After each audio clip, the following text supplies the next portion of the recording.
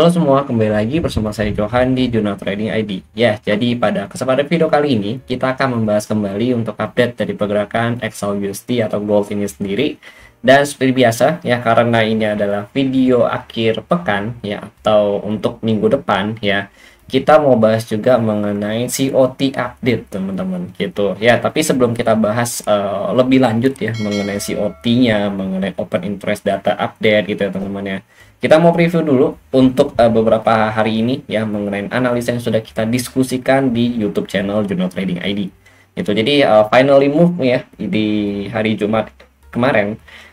Ini dia closing kurang lebih di harga ya 3240 ya, dan kalau kita perhatikan memang patternnya ini terlihat miris ya teman-teman ya, dan kita juga sudah diskusikan juga selama satu minggu ini kalau gold ini berada dalam masa tren miris ya teman-teman gitu.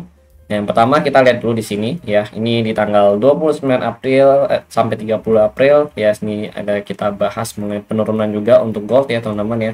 Targetnya mana? Targetnya itu sama, itu di harga 32 ya, 35 sampai 3211 ya. Ini adalah target kita yang sudah kita bahas ya teman-teman.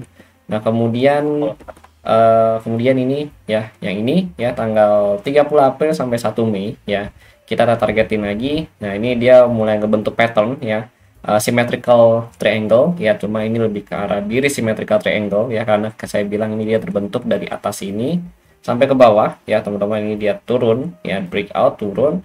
Nah, ini targetnya masih sama ya, 3241 3211 gitu. Nah, ini didukung apa sebenarnya?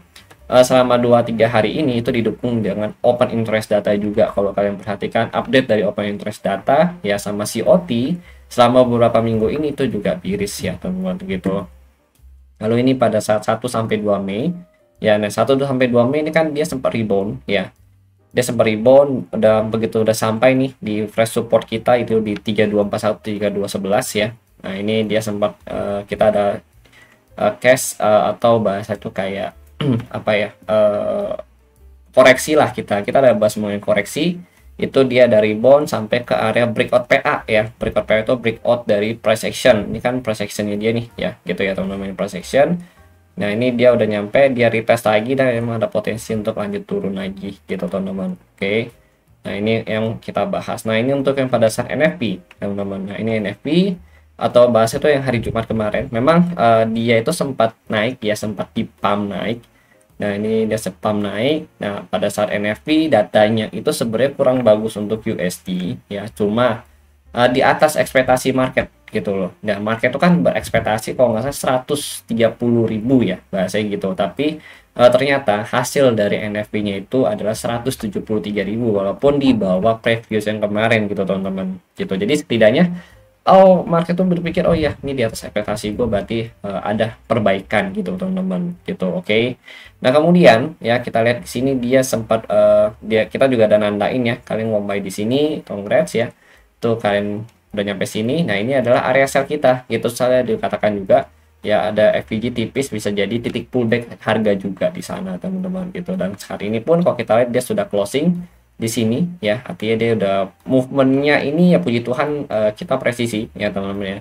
Dari sini dia follow ke sini, habis itu dia follow ke sini lagi gitu. Jadi harusnya kalau kalian ikutin update kita selama satu minggu ada dapat ya cuan untuk minggu ini teman-teman gitu, puji Tuhannya gitu. Nah, ini kita mau bahas lagi ya mengenai open interest data gitu. Jadi setelah kita preview ya, terus kita bahas lagi mengenai OI data ya kan, setiap hari kita bahas OI data juga ya. Nah, di learning center pun ya kita juga ada setiap hari bahas OI data di sini ya teman-teman, tuh update rutin OI data. Nah, ini untuk yang minggu ini, untuk yang Senin ini udah update juga di learning center. Nanti akan saya forward ke channel publik ya teman-teman ya gitu.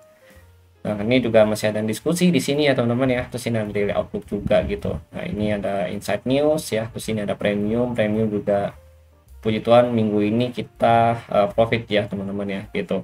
Nah, kemudian sekarang kita mau bahas lagi ya mengenai open interest data dulu. Nah, OI data ya kita bahas dulu pakai yang di learning center aja biar cepat ya teman-teman ya, supaya nggak terlalu lama juga.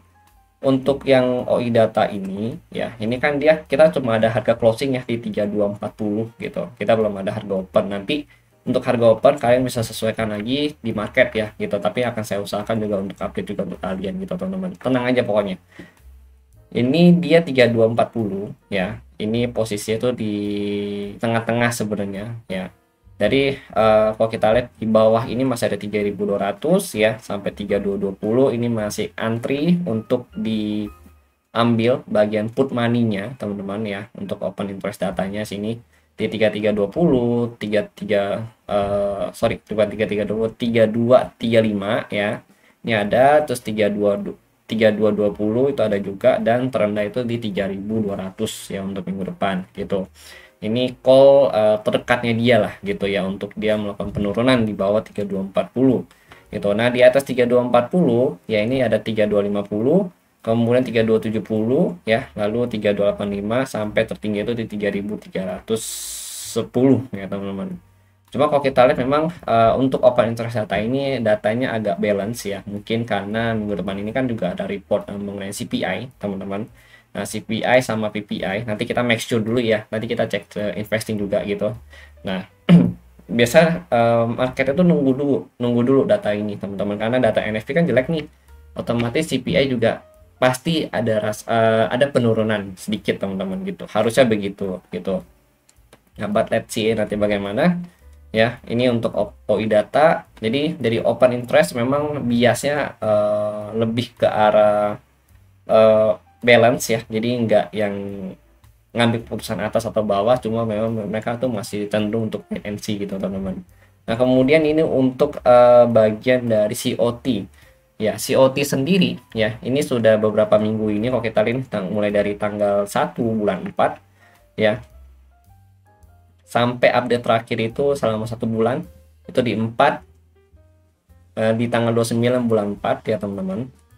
Ini dia mengalami penurunan kalau kalian perhatikan ya, untuk long position. Yang biru ini kan long position teman-teman gitu. Nah, ini dia mengalami penurunan, dan net position yang warna kuning ini ya sini, ini juga mengalami penurunan. Artinya mereka itu lebih cenderung mengurangi posisi mereka, dan ini kita udah lihat juga kok gitu loh. Gold ini selama mulai dari tanggal berapa nih, bulan Februari ya, bulan Februari tanggal 4 ini dia sudah turun terus menerus teman-teman gitu. Untuk net positionnya juga sama gitu teman-teman ya.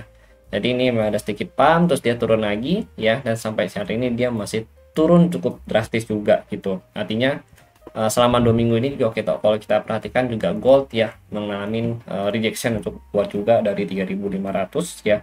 Ini kita ngomong juga berdasarkan dengan data gitu teman-teman, enggak yang asal apa ya, oh ini begini jadi nggak cuma dari pandangan saya, tapi saya juga jelasin ini loh datanya tuh begini ke kalian semua gitu teman-teman. Terserah kalian mau terima apa enggak ya. Intinya kalau misalkan kalian merasa oh ya ini sesuai ya, puji Tuhan, kalau enggak ya udah nggak apa-apa gitu teman-teman. Kalian karena technical analisis, data analisis seperti ini setiap orang pasti berbeda-beda gitu teman-teman. Cuma ini loh yang saya jelasin dari pandangan saya ke kalian tuh begini teman-teman. Jadi kita udah tahu ya kalau dari data ini, terutama ya di bulan 4 ya, bulan April ini penurunannya signifikan banget dari sini ke sini tuh. Habis itu dia turun terus, dan net position juga mulai dari awal bulan April ya, ini turunnya juga signifikan sekali teman-teman. Lalu untuk untuk short position ya, ini naiknya cukup signifikan teman-teman gitu. Ya, nah ini agak stagnan ya. Jadi ada update minggu kemarin sama minggu ini agak stagnan untuk short positionnya gitu. Oke, jadi dari kedua data ini ya biasa memang masih biris, cuma untuk open interest data atau OI data ini masih cenderung balance atau wait and see dulu gitu teman-teman. Nah, sekarang kita mau bahas lagi untuk news ya. Oke, kita bahas satu-satu pokoknya. This week ya, news ini kan, nah ini kita lihat nih ya, dari jobs ya, jobsnya jelek, kemudian GDP juga jelek ya, lalu ADP mana sih, ADP juga jelek ya, anjlok sekali ya. Jobless claim juga kurang bagus ya, naik signifikan. Lalu untuk NFP juga kalau kita lihat nih ya, mana sih NFP ini, Nah, 185 ke 177, ekspektasi pasar tuh 138. Jadi overall sih sebenarnya kurang bagus untuk USD, tapi di atas ekspektasi market. Jadi ya oke lah, ditoleransi gitu sama market gitu teman-teman. Ya, terus kalian pasti bertanya kan, kenapa sih Bang kok gold turun padahal data dari NFP atau data dari USD selama 1 minggu ini tuh tidak bagus ya untuk gold sebenarnya. Sangat mendukung lah sentimen untuk gold naik gitu kan. Nah, jawabannya adalah kita lihat aja dari data ini ya, kenapa gold turun. Ini udah bisa menjawab pertanyaan dari kalian semua. Karena ada beberapa pemain atau bahasa itu aset kelas ya, yang mengurangi posisinya di dalam market untuk produk ya komoditi gold ini sendiri teman-teman. Jadi ini jawabannya gitu loh. Makanya gold itu turun. Turunnya karena apa? Ya, salah satu alasan yang paling bisa kita reasonable dan kita terima adalah aksi taking profit dari market gitu teman-teman. Karena kan mereka udah markup nih sejauh itu ya, yang sampai ATH terus menerus gitu ya. Nah ini mereka lagi taking profit dulu gitu loh teman-teman. Jadi kan nggak mungkin yang namanya market itu rally terus menerus ya tanpa adanya koreksi. Pasti ada yang namanya koreksi dulu ya, nanti dia akan rally kembali gitu teman-teman gitu. Oke. Nah dari COT ini udah kelihatan. Soalnya COT ini seperti jejak ya, jejak histori ya, mereka tuh entry ordernya tuh gimana, posisi mereka tuh gimana. Nah ini fungsi dari kita membaca COT gitu teman-teman. Kalau OI data ini kita fungsinya adalah untuk melihat the next contract futuresnya itu kira-kira mereka tuh sukai di mana gitu, atau mereka tuh lebih cenderung menunggu di level harga berapa gitu. Itu yang akan kurang lebih memberikan kita gambaran, oh ya nanti COT OI datanya bullish, berarti dia akan ngelit di atas open datanya itu atau open daily itu ke harga sekian gitu. Nah fungsinya seperti itu gitu teman-teman. Oke, nah jadi udah dapat ya langsung jawabannya teman-teman ya gitu. Oke, lanjut lagi ya. Ini kita lihat dulu dari weekly. Jadi kalau saya lihat dari weekly ya, ini untuk gold sendiri cukup bagus candlenya ya. Good bearish candle kalau gua bilang ya teman-teman ya. Kenapa? Karena ini posisinya bullish candle di doji ya, dari 3.500 dia press ke bawah, kemudian dilanjut lagi dengan candle merah teman-teman gitu. Nah, dan dia juga ini berhenti di area yang kita cukup suka, saya cukup suka dengan daerah ini, itu 361.8 sampai 388 atau Fibo 3 ya teman-teman ya, di extension 3. Ini kan kita pernah bahas juga cara tarik Fibo ini di weekly ya, di beberapa video sebelumnya gitu. Nah sekarang targetnya kemana sih gitu kalau dia mau turun. Nah oke, kalau misalkan kita lihat untuk saat ini di weekly sendiri ya, targetnya itu masih bisa ke sini teman-teman. Nah kita ambil yang spike weekly ya dulu ya. Nah kalau ini kan kalau kita lihat dari secara teknikal dulu, nah itu di 3168 ya terdekat, kemudian extremely dia bisa ke sini ya, itu di 3087 gitu. Ini extremely ke sini. Jadi ini kan kalau kita lihat masuk ke dalam kategori koreksi weekly ya, target weekly 1, target weekly 2.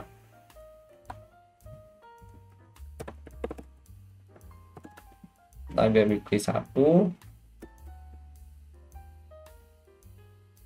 kemudian target weekly 2. Nah ini targetnya ya teman-teman ya, ini kalau kita lihat dari weekly ya. Kalau ditanya kenapa bang di situ, nah ini yang tadi saya jelaskan. Ini ada shadow ya dari weekly, ini bisa dipatokan dia, kemudian ini dari body weekly-nya dia. Nah ini target weekly ya teman-teman ya, kalian jangan mikir oh jauh banget ini ya, ini weekly, tenang aja gitu. Saya juga nggak mau nakut-nakutin kalian, kita ngomong kayak intinya kita ngikutin aja lah pasar maunya kemana gitu teman-teman ya. Saya juga kasih video, bikin video ke kalian itu juga karena memang ngomong juga berdasarkan dengan data yang ada gitu. Nah kemudian kalau kita lihat secara intraday ya, semenjak dia terbentuk struktur harga turunnya ya di sini. Nah ini patokan saya masih sama sebenarnya. Selama ini kan ada FVG ya, nah tipis sih sebenarnya, tipis banget fair value gapnya gitu teman-teman. Ya, ini kan ada FVG ya. Jadi extremely kalau in case dia mau naik pun dia akan naik sampai ke FVG, after that dia akan turun lagi gitu.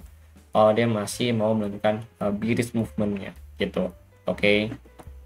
Tapi kalau misalkan ini guys dia udah breakout, kayak kalian perhatikan aja nih ya, breakout dari FVG, nah udah dia masuk lagi dan ada potensi untuk mengambil di 3.311 sampai 3327 3345 kembali gitu teman-teman. Oke, intinya patokan kita untuk intraday ya, ini saya kasih tahu kalian itu ada di bawah breakout PA sama FVG ini gitu. Kemarin saya juga ada katakan di daily outlook di learning center ya gitu ya. Ini kalau kalian lihat nih,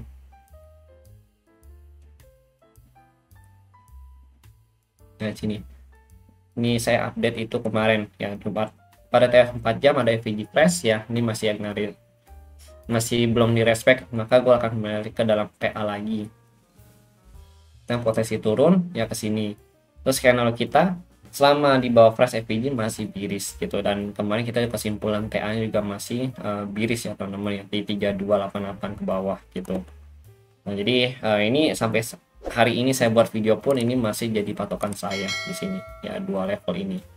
Kenapa sih nggak diganti bang? Karena ini memang level besar ya, dan kalau kalian perhatikan juga secara PA, nah ini 1 2 3 4 5 ya, ini kan dia jadi support di sini nih kalau kalian lihat nih ya, dari spike nya dia nih ya. Nah ini kan support, ini breakout, makanya ini jadi area resisten. Nah ini kita sebut sebagai area apa? Ayo, SPR teman-teman, support become resistant. Oke, support become resistant, ini namanya SBR. Targetnya ya, SBR ini masih bisa di spike. Kalau dia nge-spike berarti dia ngambil FVG yang ada di sini, itu di 3288 pas sekali ya dengan 3293 gitu. Oke, makanya tadi saya ada notice di 3288 karena ini ada FVG nya gitu di 4 hours. Targetnya kemana bang kalau masih di bawah? Nah kalau dia breakout ya dari 3200 ya, target terdekat dia tuh di sini. Ini ada apa ya bahasanya, gap up ya, itu di 3175 sampai nih 32 nih. Ini paling dia bisa nge-spike sampai sini, nge-sweepnya 3162 ya, 3162 3148 gitu, atau 3150. Ini adalah next target ya.